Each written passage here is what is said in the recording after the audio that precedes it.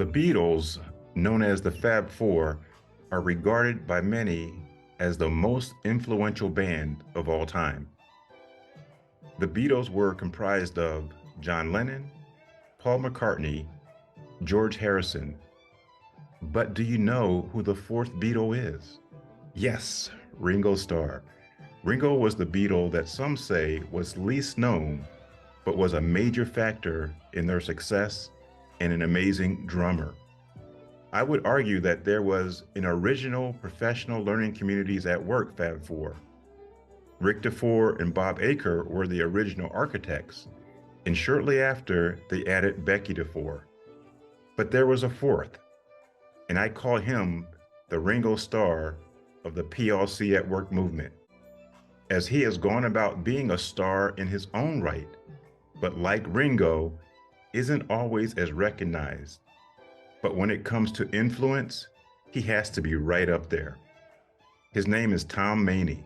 With Bob Eaker and the late Rick and Becky DuFour, Tom co-authored the first Learning by Doing, a handbook for professional learning communities at work, one of the best-selling education books in the history of our profession. Tom has been the author, co-author, or contributing author on 10 books and nearly 100 articles. And he has delivered over 1,000 workshops, keynotes, or coaching sessions as a consultant. Tom is a retired superintendent and has held many positions in our profession during his career, including assistant superintendent, principal, elementary classroom teacher, freshman basketball coach, and as well, he has received numerous awards and commendations throughout his illustrious career. I could go on and on and on about Dr. Maney. It's an absolute honor and thrill to have education's version of Ringo Starr join me today. So without further ado, I'd like to welcome to a conversation with Brian, Dr. Tom Maney.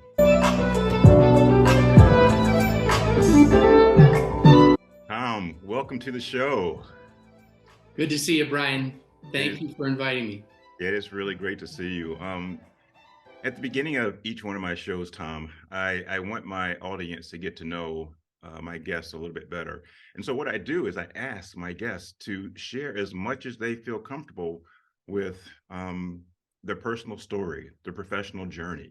And so as we begin a conversation with Brian, who is Tom Maney? Well, that beginning clip about the Beatles and Ringo, I was thinking about that, and I thought, well, geez, we have some other Fab Fours. We could go with like Mount Rushmore and Washington, Jefferson, Roosevelt, Lincoln, or maybe Seinfeld, Kramer, and George, Jerry, and Elaine, or maybe Wizard of Oz with Dorothy the Lion, Scarecrow, and Tin Man. I don't know. We have a lot of Fab Fours, huh? A lot of Fab Fours, but I remember a story, and I think it's relevant here to who I am. I remember a story about that I was told that there were these four great philosophers in the room: Plato, Socrates, Aristotle, and Pythagoras. And they were all talking, and of course, everybody knows Plato, Aristotle, Socrates. They're really famous. Sure. But not very many people might know Pythagoras, except if you're a mathematician. Pythagoras, he was the one who came up with the Pythagorean theorem. Yep. So while he might not be as well known, he certainly had a contribution. Sure. And interestingly enough, the person who told me that story was Rick DuFour. Really? And it's always stuck with me. They never made me feel less in any way. Rick, Becky, and Bob were the most amazing, most inclusive, mentors and colleagues that you could imagine. So sure. I feel really blessed to have been a part of that group. And so if I'm Ringo, that's a compliment, high compliment. I take. It popped into my head one day, and I think I mentioned it to you, and it was a compliment because I think a lot of times they did get the attention but many times you're either behind the scenes or you're writing with them or you're out front as well. But I think your personality lends to just, you remind me of the Denver Nuggets who just won. You remind me of the Joker, although he's, the best player, but the humbleness, the humility that he's always wanting to give credit to everybody else. And that's who you remind me of. I have this book over my shoulder, Yes, We Can, and some of your colleagues, people you mentored, give you such big props because of who you are, and you don't do that as much. And so I wanted to have you come on because I really wanted people to see you, to learn about you, and to hear your story, but also to really, kind of get a feel for all the things that you have done in education, all the articles that you've written, the books that you've written, and how you have influenced so many people, including me. Well, thank you, Brian. Well, and like I said, I feel really blessed and very grateful, full of gratitude to be associated with the three of them. They're amazing people. I never thought it was about who was best. Sure. I always thought it was more important the company you keep. Yeah. That you be known by the company you keep. And even as a superintendent, I always thought that the best way I could contribute was to recruit and mentor people. And you may know some of them. I mean, Julie Schmidt was on the staff. Jeannie Spiller was there. Heather Frizzell's been on your show. I know she was part of the team there. Barb Sirigliano was there. I'm probably going to forget somebody. Chris Jakasic was a huge part of the district success. But I always felt like that was a way that I could contribute. It didn't have to be about me. Sure. But we wanted the organization to be successful. So, yeah, I think I've tried to. I know I've contributed. I know I have helped make a difference, but it's not ever something I've sought out. Rick and Bob, they love being up on. They love that stuff. They just crave it. And boy, when I get off the stage of keynote, I'm drained. So Yeah. it's all in who you are, and make your own contributions along the way. So let's go back a little bit, because I want to kind of start with the beginning. If you could talk a little bit about your personal journey or professional story in terms of, how did you get into education? And when you were younger, were you a good student? Was this the path that you always thought that you'd be on? No. Both of my parents are college professors, and I said I was going to do anything except teach. And I had 4 majors to prove it before education. And finally, Really?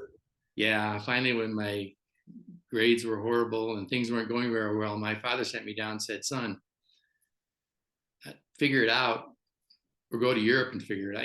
Do something. Do But something, this isn't working right now." Right. So I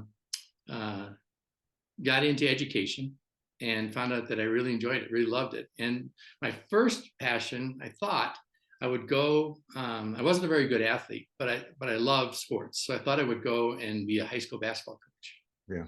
And that will pop up as being significant later on. But that was the reason that I got into teaching. It wasn't maybe the normal motivation, but then when I got into it, I found out that it was really rewarding and we could make a difference. And so that's really what drove me.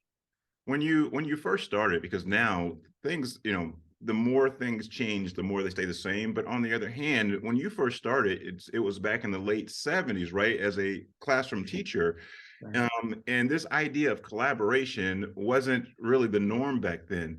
But was it the norm in your school, or did you have this this angst to make sure that you were working with other people because you knew that was the best, thing for kids? Or was it just they just threw you in as a teacher, sink or swim?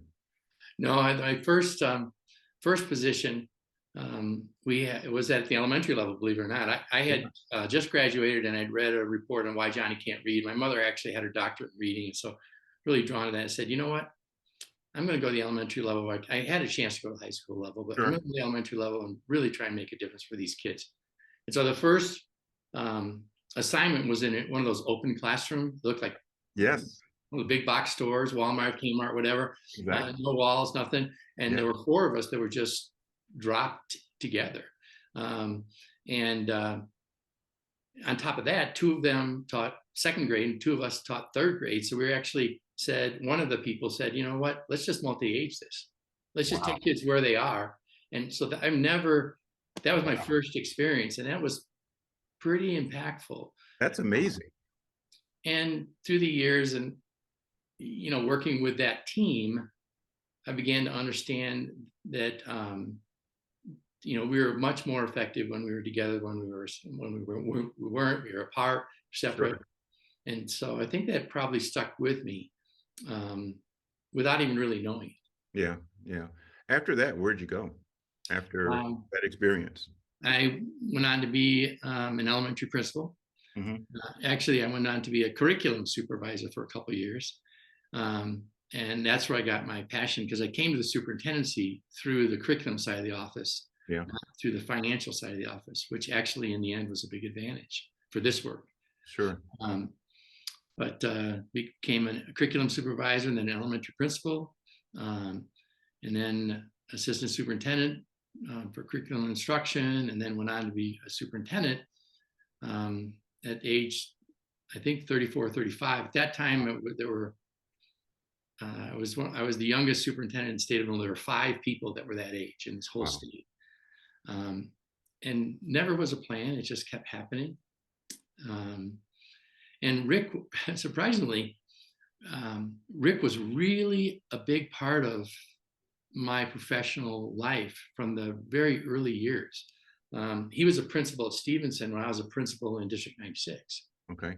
And we just started talking. And can you imagine what it would be like to go to lunch with him, a couple times a month, pick up the phone and just call him, just get into the conversations we had that later set up his thinking around learning by doing and all of that Sure. work, he and Bob. Looking back on it, again, I was just blessed, just lucky as hell to be able to work with Rick. I think, and again, you being modest, I think, if Rick were here today, he would say the same about you, that he learned a lot from you as well. I mean, I think, Rick talked about, as he created this model with Bob, how many people he learned from along the way. It wasn't just him. It was like how, picking ideas from other people. And so I think, again, you're being modest, but I think he would say the same thing. Hey, let's go back to when you were an elementary principal. Mhm. When you worked to set up your school, and as you talked a little bit about it when you said that you worked with 3 other teachers in this open school, model, which really kind of made you all collaborate. Did you set your school up in that way? Or did you have resistance from some of the veteran teachers to work in that way? We had teams, Yeah. and what we did a little bit different than the previous principal there was we met, weekly. I met with it because I was a first year principal. I was just basically, a brand newy rookie, whatever. Yeah. And I needed to learn from them. And I thought the Sure. best way to learn was to learn from others. And so I had them choose somebody as a representative, not a leader, not a team Right. leader, just a Yep. representative. And then we would meet once a week and talk and plan and coordinate. And, that's when things like the lack of coordination vertically amongst the teams became real obvious. That's where Sure. it became real obvious the way they worked with kids were so different, and that kids had different experiences depending on the teacher that they got. And, Right. that didn't feel right to me. And so we started working through a lot of those things, again, pretty unconsciously working toward the whole idea of being collaborative. Right. But I'm most comfortable in collaborate. If you notice, all those books and most of the articles Yeah. are not solos. Yeah. I may have been a lead author on it, but none of them they were all collaborative efforts. I feel most comfortable there. Yeah. Did that happen? Because I know, and when I was reading your resume, you coached 9th grade basketball, and that experience for me as well. When I coached early on in my career, and again, playing basketball, playing team sports, for me, when I got into education, it just seemed like it was just a natural kind of you know kind of organic flow of what it should look like. but it wasn't what it looked like when I first started, in terms of the collaboration. I mean, we had great people who worked hard, they cared deeply about kids, but there wasn't this idea that we had to be in the room learning from each other. And so when you coached, did you use some of what you coached in your work in schools? Very much. In fact, that's, again, without really realizing it, that's what's led to my real passion around this work. I mean, I love the PLC process, and I am absolutely convinced. I brought this. I bet you not many people have seen this. Yep. This was the first edition, the gray edition, which, and it's signed by Rick. I've got Rick's signature. I mean, that's 1998, right? Yeah. But anyway, it's led me really to that passion about the PLC process. Yeah. You played basketball at a really high level. You played at the professional level. You played with some amazing athletes. I mean, one of my favorite, I'm from Chicago, one of my favorite Chicago Bulls. You played with him. And Brown. We're still very good friends with him, right? Yeah. So my question back to you might be, if I can turn the table just for a second here, is was it all natural to you, or did someone coach you up? Oh, there's always a coach who coaches you up, and so there is this want to work as a team for the greater good, but you have to have somebody who sees either something in you, sees something that you may be, quote, lacking, that they need to support so you can get better, share what your strengths are. And so all those things, you need somebody to be able to, bring out the best in you. So a professional basketball player, who played with some of the greatest players that played basketball, right? Coaching matters. Yeah. Was it more powerful if it was coaching individually, which I'm sure made a difference, or collectively? Where did you have the greatest success? Well, of course, we had the greatest success collectively. You're going to work on your individual skills, but in terms of having this synergy, you have to be able to be coached as a team in order for you all to learn from each other. Like the coach may be coaching me individually, but if we're in a team setting, if they're coaching, others at the same time, then I'm learning myself. I'm learning actually from the strengths of my teammates. I'm learning that they're going to cover for me if I need, some support. So, yeah. So take all that. Yep. And think about the PLC process. PLC process is built, the foundation, the driving force, the engine that is built on teams. Yep. Exactly. Yet the way we deliver the help to teachers to help them get better is primarily through workshops, and seminars, and stand and deliver kind of things, and transferring that learning to the classroom is a lot harder than it looks. Yeah. And I think the key is just what we've been talking about. I think that we need to, and that's my passion, is shift to coaching our teams around the PLC process. Help them get better. Because let me ask you, what's most of the feedback that teachers get at school? It's mostly through the evaluation process. Yeah. And that's one of those things that, it just reminds me when you say that, it reminds me of the article that Rick and Mike Matos wrote, how do principals really improve schools? And this has always been my passion. I've always been transparent with my staff. I will say to them, when I come into your classroom and just regurgitate what I see, that's not making you better. It's not, and so we're going to, improve your practices through that team culture and that coaching process. And so, I think it's so important for us to, I know it's a necessary evil because everybody has to do the evaluation process and the observation process. And we have to say, okay, we're going to do that, but this is where we're going to get our biggest bang for our buck. Right. Yeah, most of the feedback that teachers get through the evaluation process is mostly judgmental. It's mostly this is what you need to do better in the best case, or maybe this is what you did wrong in some other cases, right? But rarely is it, because it's so judgmental, it's not going to help them very much. I've always argued that if we spent a lot more time with our faculty and talked about, you've heard me say it, it's not what's wrong, it's what's next. Sure. What's next? This is where we are, what's next? And keep Yep. that momentum moving forward. Yeah. I think instead of talking about what's wrong, we talk about what's next.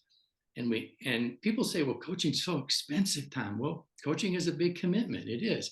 We know it works though. Way back, Joyce and Showers work in the 80s. Way back then, they clearly prove over and over and over again since then, other researchers, that if you leave it at the workshop, conference, reading articles, that awareness level, I mean, that's a necessary but insufficient condition to change practice. Yeah. You have to coach. So if coaching maybe feels like financially it's a bit of a stretch, well, coach teams. You triple or quadruple your impact. Exactly. And here's the other thing too. I'm curious about your experience. Did you ever get feedback from your teammates about how it was going and how you as a group might be more effective on the floor? Did you ever improvise and maybe come off? Kidding me? Do you see the chatter that happens in a game, just in a game? And that happens in practice. But I know you're a big, Blackhawks fan. There's chatter constantly, talk constantly, and they're always improvising, right? They're always changing, right? And so because of that feedback that they're getting immediately on the floor or on the ice. So guess what? Guess where the number one place is that teachers go to get ideas to improve their practice? It's not the principal. It's not a trusted coach. It's one another. Yeah. They're 4 times more likely to go to their colleague than the principal. They're twice as likely to go to a colleague as a trusted coach. So if you think about where do we want to create the most synergy, the most energy around professional practice, it's at the team level. Yeah. So again, if you want to move your school, coach your teams. Yeah. Move your teams. Yeah. We did some really interesting research. University of Colorado did some research on a coaching project, and the results were phenomenal. The teams that were coached move further faster than teams that weren't. Yeah. And in another setting, the principal had chosen PLCs as their improvement initiative. Mm-hmm. The whole school improved. Of course. But the 2 teams that were coached proved far more than everybody else. Yeah. So if we really want to make an impact around professional learning communities, which obviously I'm passionate about. Yeah. You can hear it in your voice. We've got to start investing in structures that allow us to coach our teams, not individuals. That's important. And I know the coaching folks it'll make them a little crazy, and I don't think we should abandon coaching individuals. Right. But as expert as you were at playing basketball, you still got a lot from coaching. So take our most expert teacher, they're still going to benefit from coaching. It's not just for the newbies or the performers, it's for everybody. So that's kind of where my passion, and that goes all the way back to that freshman basketball experience. Yeah.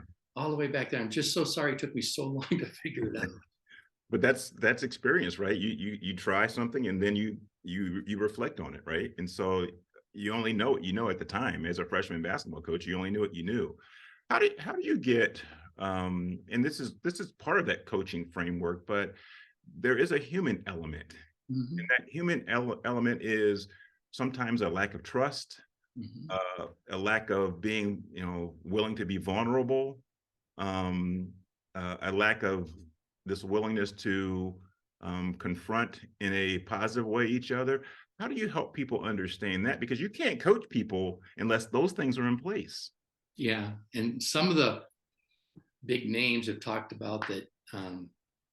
Basically, you have to be willing to be coached before they can coach you. Yeah. And I kind of think about that as, well, how do we treat kids? Do we only teach the kids that are willing to learn? Right. No, we find other ways. And so I think saying that if you're not willing to be coached, I'm not going to coach you, I think that's a cop-out. Right. I think Ken Williams always talks about, we're not going to ignore best practice. Yeah. We know what best practice is in this group. So, we need to coach even those that are not interested. And I think there's a big opportunity for somebody to delve into this notion of being coachable. Because I'll bet you played with folks that were more or less coachable. Yeah, you know what? I think, Tom, what happens is we can say somebody was less coachable, But I don't think they were less coachable. I think that we have to get to know them in a way that allows us to coach them. And so we have to build relationships because I have to, be honest, we have 12 people on my team, 12 players. The coaches didn't treat everybody the same. They treated us fairly, but they knew how to coach each person. So that relationship piece is huge. And so that's on the coaches, I think, is to build those relationships in order for them to say, okay, I need to do this with this player, or I need to do that with that player. Because like you said, it's a cop out to say that person is not coachable. That's on me to figure it out. Right, right, exactly. And so I think that the whole notion that we don't coach people that don't choose to be coached. They talk about agency and things. I think that's a cop out. I think we need to commit to coaching people, commit to coaching teams, because part of the PLC process is building shared knowledge and learning together. And I don't know how many in-services you've ever been to where you went to learn how to implement a certain reading program or writing program or something like that. And then 5 years later, that changed. Okay. And it changed. Okay. They're always changing. So my kind of sense is that going to those are less long-term powerful than really coaching up a team about how to collaborate, because then whatever problem you give them, they will solve. Exactly. So the nexus of all of this, Bob Marzano once said, someone asked him a question, if you're just starting a school, what would you do? He said, I would lean on the PLC process. I'd create collaborative teams because I can put any topic into that group and they will figure out how to make it work for kids. Yeah. So for me, the whole notion of this, I love the PLC process. It's fundamental, it's foundational, it's at my core. But I really think the opportunity to really advance the ball is going to be when we shift to coaching teams around their PLC practice. Yeah. Yeah. And then turn them loose. Yeah. Let's go back to the book that's over my shoulder, because I mentioned it at the beginning, and it truly is one of the most impactful, influential books in the history of our profession, Learning by Doing, and you were a part of writing that. Can you talk about the process when you first started writing that with Rick and Becky and Bob? What was your thinking? Because it says a handbook, and that's not really something that was kind of prevalent when you wrote this book. There weren't a lot of handbooks. There were a lot of books that were about certain subjects, but this is a handbook where you're like, okay, this is something that we can use and we take to our team meetings. We take everywhere because there are tools and tips and other things that are really important for us to always have with us to refer to. And so why did you all make it a handbook? I think that probably came from Rick and Bob. When we first started out writing it, Rick would ask me for 1,000 words on a particular topic. And so I do my best to write the best I could. And then when it came back, Sundays it was hardly recognizable because he had fixed it, he improved it. But he never stopped giving me a chance to give me opportunity. And he would say, okay, give me a little bit on this, or a lot about this, and write up some ideas on this, and basically kept sending it to him. And then he would rework it, partly to get into the same voice, but partly because I think he had in his mind a vision, or probably he and Bob had a vision of what this handbook was going to look like. Sure. Rick told me one time that he believed, and I think this is a good way to think about it. He believed that Learning by Doing was really a guide to an implementation of the PLC process. Yeah. And if you follow it, you'll be successful. And I just saw something on Twitter off Mike Matos's, one of his keynotes, that talked about, if we want all kids to succeed, we have to ensure that our faculty implements all aspects of the PLC process. Yeah. Well. Right. And so that was the idea, I think, of the handbook and the breadth of it. And just, there's lots of books on PLCs, but none of them, I think, are quite as all-encompassing as Learning by Doing. I remember when I first learned about the PLC at Work process, and then I got Learning by Doing, and then we bought it for our entire staff, and we had a book talk. Each team was responsible for a chapter, and they had to present to the staff coming back from summer break. And it was probably, as you had talked about, what's our first step? Our first step is learning together. building, shared knowledge, engaging in collective inquiry. And so we're all on the same page. And my goal was always to make sure we had common language, common knowledge, and common expectations. Because what I found in working with schools or working with districts is that there's so much misinformation or confusion that people get frustrated and they say, this doesn't work. And it's not the fact that it doesn't work, it's that they haven't built shared knowledge and learned together and move forward. And so that's the same thing in terms of what you're talking about with coaching. How do we help people stay on the same page if they don't have the same understanding of what I'm supposed to do when I'm being coached? Right, right. And that's why I think learning by doing is such a powerful piece. And it links back directly to some of the later books, like Amplify. Yep. Amplify, we talk about writing strategy implementation guide, a SIG. And people think, what's that? Well, basically the SIG establishes your agreed upon standard of best PLC practice. Yeah. Everybody needs to know what they're shooting for. Right. We all have specific goals we're shooting for, whether it's basketball or life or school or whatever.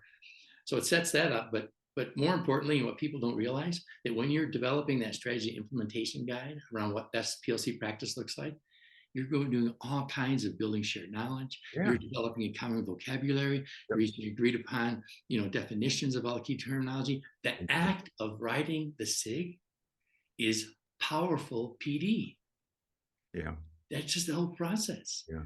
I remember Rick saying it is exactly what you're saying. I remember he said something like, you take people out of the work, you take them out of the learning. Yeah. Yeah. And so your SIG, that's what it does. And when I first read Amplify, I'm like, oh my gosh, this makes so much sense. And it really, the way you laid it out was just perfect. And just how you gave teams, people the tools to, work together and coach collaborative teams was amazing. But then you write two more. So talk about your thinking in terms of after Amplify, the need to write another one and then another one, because they came pretty quickly after each other, but they serve different purposes. Right. We kind of always thought of it, at least I always thought of a trilogy. Yeah. And Amplify is mostly structure, and structure is easier than culture. Yep. I've always admired Anthony Muhammad because I think he really gets it. He does, yeah. And so structure is kind of the starting, it's easier, and that was an entry point. Right.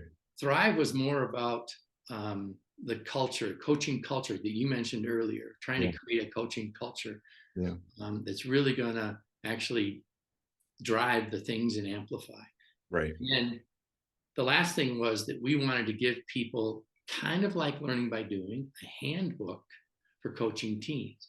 And so you can take the Energize book, the third book, and you can go module by module by module. Each module in that book, it contains background knowledge, a PD activity to do within a faculty meeting, within a short faculty meeting, right. Follow-up activities for coaching, and then it goes to the next one. So each one of them is a self-contained topical PD on some aspect of the PLC process, and it links back to learning by doing. It kind of completes that whole circle. Yeah, I love that, because again, you're giving, that focus is, this is our expectation. You can give the staff this tool at a staff meeting, professional learning session, and all the staff have access to it. You give them access to the information at the same time, they're going to more likely come to, again, the same conclusions around that topic or around that issue. And so I think your trilogy, if you will, gives team, staff, districts those tools. Yeah, we try to do structure, culture, and then a way to deliver that to get it out to people to help them. I mean, I think there's more to write. I always think there's more to write. But at least from that perspective, I think if people will look at the trilogy, if they'll get grounded in learning by doing and the frequently asked questions, concise answers, those two that go together, they get grounded in that, and then they begin to think about the coaching trilogy, I think the odds that they're going to be able to be successful with the PLC process go way up. Yeah. Hey, who were the people who were most influential along your way, personally and professionally? Why? If I were to give you truth serum, Who were those people who you would say, oh, that was a point, or that was a point where those people really helped me out, and or that was a time where I was kind of lost, but somebody said, like kind of like you said, your dad at the beginning, how did you get to the point of where you are today? And that term successful is used loosely. I mean, you're successful in a number of ways, and we're all successful in different ways, but how did your journey turn out, to be where you are today? Um, and who were those people who were just that you note along the way? Because no, we can't do this, but there's no self-made people. No, I think lots of them. Like I said, I really have been lucky. Um, I really feel like that old better to be lucky than good Yeah, is fits for me. yeah, I've really been fortunate. I can remember my first principal, Ron Gibson. He without knowing it, he just everybody worked together. It was a collaborative, yeah, the culture there, and he never was one to put himself above others. yeah. He always was encouraging. He never was judgmental. The feedback you got really was, what are you thinking now? Or, Sure. gosh, what are you going to do? And, that kind of questioning. And Yeah, it was just natural for him. He was great. One of my first teammates, I'm this kid just out of college. And, you know, she was really, really helpful to me in terms of figuring out what good teaching looked like and right. how to work with others. I think as I kind of went through, my colleagues along the way Yeah, have been the ones because I've always been open to learning, and sometimes I've been told that's a fault um, that I'm not more. I don't think that's true. I think I'm plenty prickly with some of my colleagues, but for the most part, I've always been really open to learning from others. yeah. And so I can't think. I mean, I just those who inspire me. My son just graduated Northwestern, his residency program at Northwestern. Oh He's yeah, going on congrats. I saw to that. Indianapolis in pediatric surgery. Medicine's a pretty nepotism. There's a lot of, we heard it in the speeches, a lot of like my father, my grandfather was surgeon, all that stuff. He had Yeah, none of that. yeah, None of it. He'd do it all on his own, but he never gave up. He kept working. He was constantly learning. And in the presentation speech where the head of the department introduced him, he was the resident of the year, for that group. But sure. when introduced him, she and I had a brief conversation. She said, Ben's father told me that he really believes in learning by doing.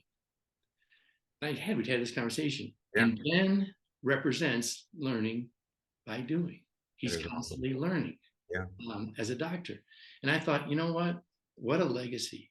yeah, I mean, your legacy is really the people around you. yeah, Whether it's all those people that we talked about before, like Julie and Chris and sure. Heather and Jeannie and all those people, or whether it's, your son or whatever that gets on to make a difference for kids.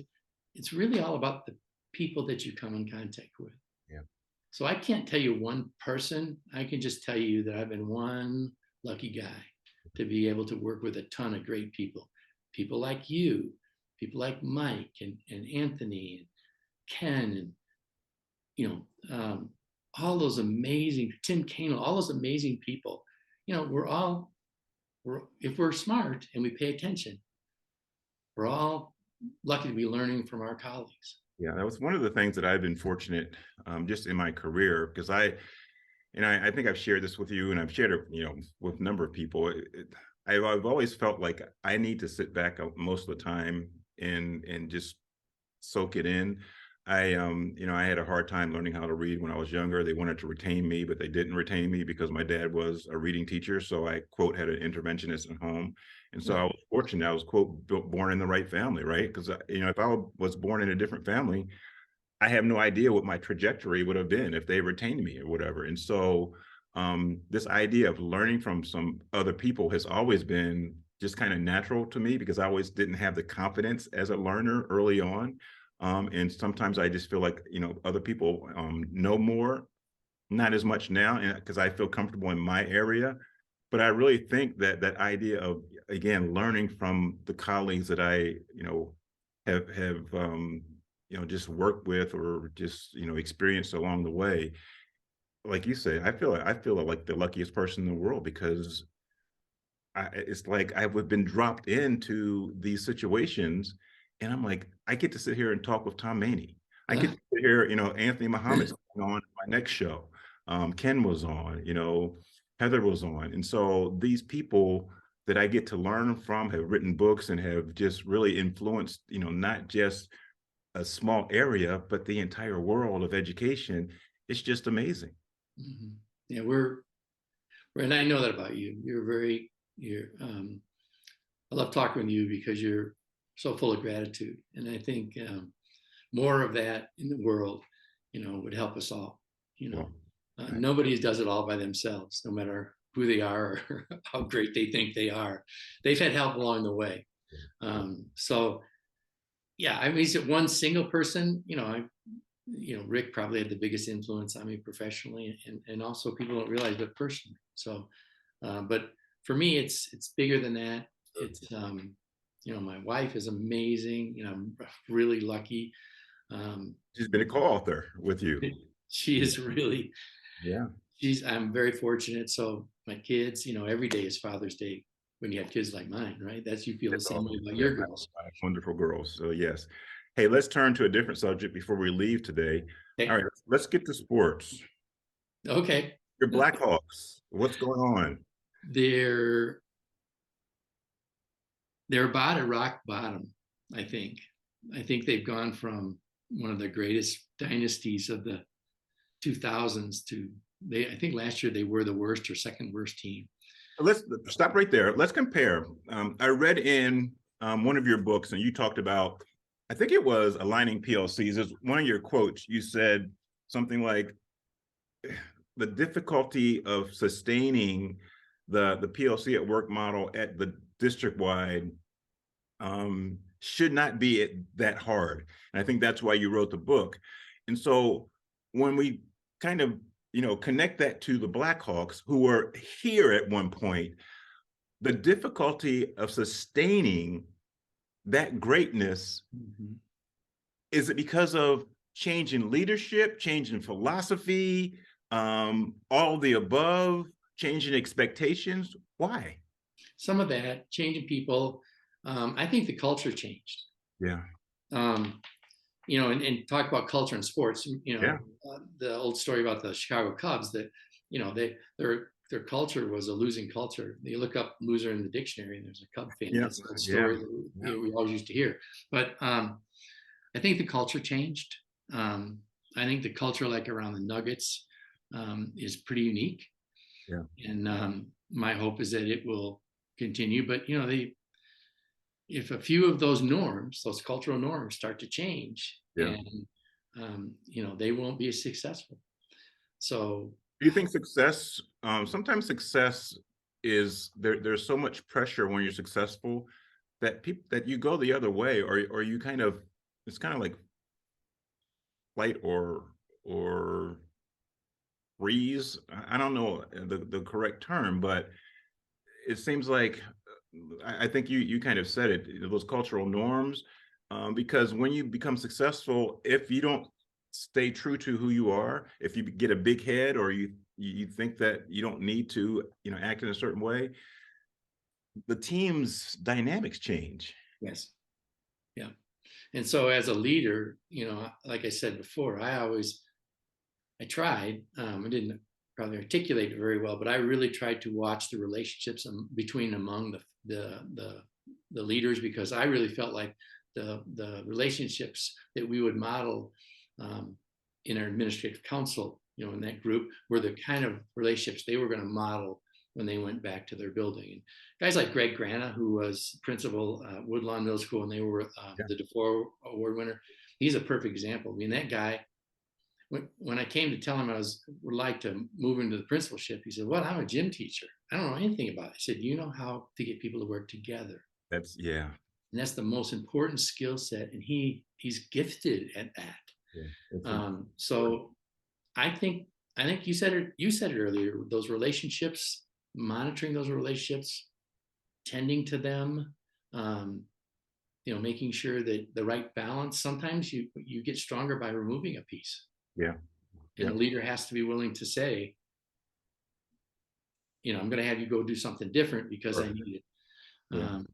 But I really think that's the key to whether it's sports or schools. And that's why I keep coming back, circle around to, we got to start coaching teams, because teams, sports are great. They're important, but isn't student learning important? It's critical, right? And we go around, we say coaching is so expensive. Well, how would you like to go in front of the board and say all these tens of thousands of dollars we spent to send people off to all these trainings and it didn't work? Yeah. That's expensive. All these different initiatives that come and go are expensive, right? That's expensive. So to me, it gets clearer and clearer and clearer. It just, like I said, I'm sorry it took me so darn long to figure out what really mattered. We're glad we're glad you figured it out. Hey, Chicago Cubs or White Sox? White Sox. Really? Oh yeah. We grew up as young kids in New York, and Dad was a Yankee fan. Okay. So when we came to Chicago, we moved around a lot. When we came to Chicago, he would take us to Comiskey Park, White Sox, to watch the White Sox and the Yankees play. We went to Yankee games in Chicago. Right. So that started a lifelong passion for the White Sox. Wow. So I always say there's not 6 degrees of separation. There's only like 2 or 3. So you have to know who Harold Baines is, right? Oh yeah. Oh yeah. Harold Baines is from the Eastern Shore where I grew up. Harold Baines is his mom, his parents went to school with my mom. He's from St. Michael's, and I am from Salisbury, but he was a great basketball player, Tom. I'm not surprised. Great basketball. Great athlete. And he has moved back to St. Michael's. He had a heart transplant a couple of years ago. I know he got into the Hall of Fame, but he is, and again, I don't know Harold very well. I met him, but my mom went to school with his parents, but it's such a small world. Yeah. I taught Lamar Johnson's kids. Lamar Johnson was in my parent-teacher conference. Really? Yeah. Yeah, it is. That's my big brush with greatness. I know you, and I know Lamar Johnson. That's about it. I doubt that. Well, Tom, this has been great. I truly appreciate you coming on. At the end of every one of my podcasts, my shows, I say this quote that I used at my dad's funeral 3 years ago: "As I go, I am wearing you." That is an old African proverb. And again, it really talks about and speaks to what we've talked about today. How many people who have helped us along the way, who I am wearing, that have gotten me to this point. And, as I leave today, and as I have since I've met you, I am wearing Tom Maney. Oh, thank you. It's always a pleasure to talk with you. It's always I miss you. Yeah. We don't get to talk as much anymore. And but thank you for letting me just come on and go on and on about stuff. But I love what you do, and keep doing it. And go on, keep on changing the world. Keep it up. Again, thanks for coming on A Conversation with Brian, and we will talk to you very soon. Thanks, Tom. Thanks, Brian. Bye-bye. Subscribe to A Conversation with Brian on my YouTube channel and Spotify.